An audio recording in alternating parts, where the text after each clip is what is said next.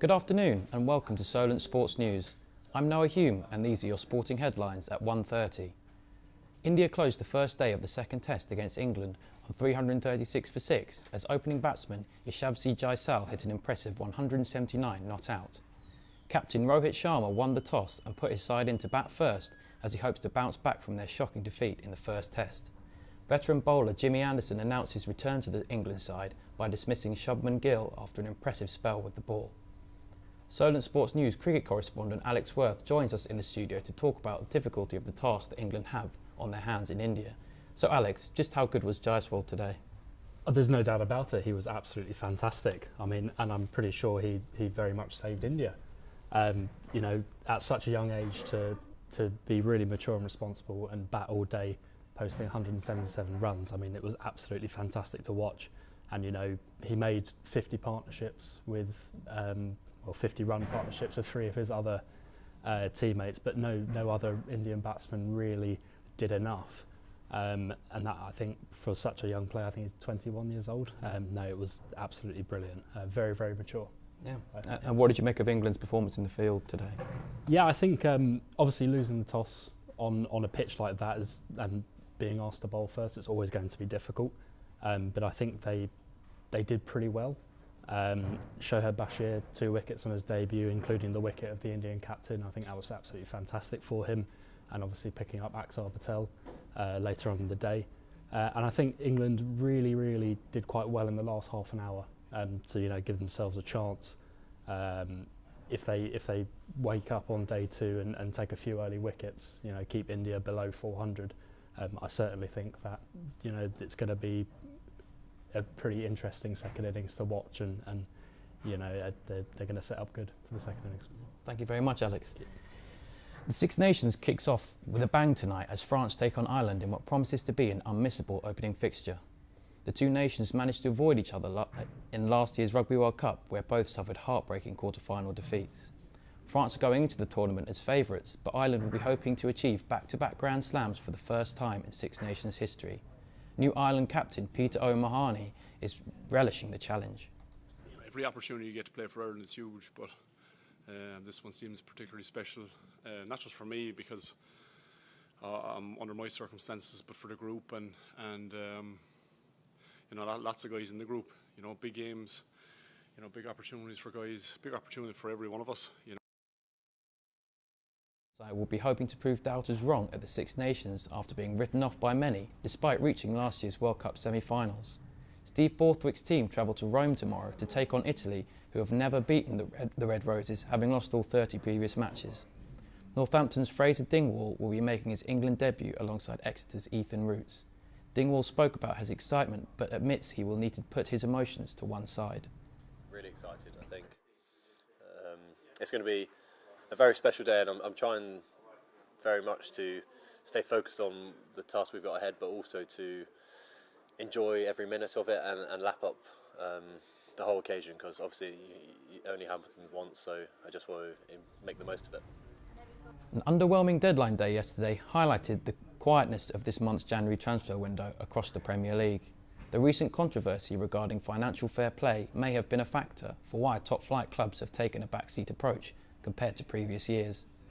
Only £50 million was spent across the top flight this month before yesterday's deadline day, around £700 million less than last January. Staying with football, there were 2 thrilling Premier League matches last night. Teenager Kobe Mainoo saved Manchester United's blushes at Wolves as the academy product produced a brilliant last-gasp winner in a 4-3 victory at Molineux. Bournemouth had to settle for a draw at the London Stadium as the Cherries drew 1-1 with West Ham United. There's much to look forward to this weekend in football too, as a top-of-the-table clash sees Arsenal host Liverpool in the Premier League. The sides have already met twice this season. The Reds were held to a 1-1 draw in December, but got revenge as they dumped the Gunners out of the FA Cup in January. Manager Jurgen Klopp is expecting a tough test, but is confident he can keep up his side's impressive form. Improve from the games we played against them, learn from the games we played against them, because they're really good and they ask for a lot, and try to win. That's all. It's difficult enough anyway. At Arsenal, it's probably more difficult anyway. But we are in a good moment, and we should use that as well. And the things we did well recently, yeah, we should pack into this game as well. So let's give it a try. In local football, Southampton are looking to extend their unbeaten run in all competitions to 24 as they visit bottom of the table Rotherham United in the Championship. Meanwhile, Eastleigh have a tough task on their hands as they entertain top of the table Chesterfield in the National League. The Spitfires are currently winless in 7 and yet to experience a victory this calendar year. A new competition has begun in Southampton. It involves climbing and it brings the whole country together. Charlie Clayton has more. At the Boulder Shack Climbing Gym, the 2024 Mega Series has just begun. Climbers from all across Hampshire will take part in a yearly-long competition ending on December the 7th to seize the best climber in the county. There's sure to be some intense climbs along the way, so stay tuned at 3:30 for more. The Solent Redhawks entered their final game of the season against Chichester Spitfires. The game represented the end of a chapter for the third years, who played their final game. You going?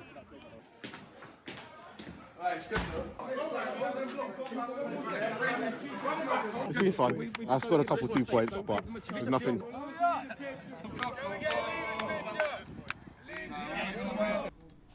There was a huge signing announced in Formula 1 last night.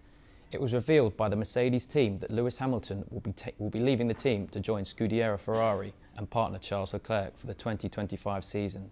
The 7-time world champion joined the Silver Arrows in 2013, where he went on to help them win 8 constructor titles. Sticking with the F1, and the historic Suzuka circuit will host the Japanese Grand Prix until at least 2029 after signing a 5-year contract extension. The move is part of F1's drive to become more sustainable, as it is aiming to become net zero carbon by 2030. Now to darts, where the Premier League is back. Teenage sensation Luke Littler revenged his World Championship final loss against Luke Humphries, but it was the 2023 World Champion Michael Smith that got his season off to a perfect start. The 33-year-old defeated Welshman Gerwyn Price in the final last night in Cardiff. I'm happy to win, but my game wasn't where I'd love it to be, but winning's winning and I love to do it. But there's a few chinks there, what I've seen today, the 28s and a couple of 30 odds. But it's just a bit more work I've got to do in practice, but to get 5 points on the opening night, and nice another 10 grand check on top as well, it's always nice, isn't it? But no, I'm just happy to win. The Philadelphia 76ers ended a 4-game losing streak in the NBA last night. Tyrese Maxey put a career-high 51 points on the board as they beat the Utah Jazz. The game ended with a narrow victory for the 76ers, who will hope to build on this win after a poor run. That's all for now. Join us again at 3:30 for more sports updates and breaking news. You can also visit our website at solentsports.news.co.uk.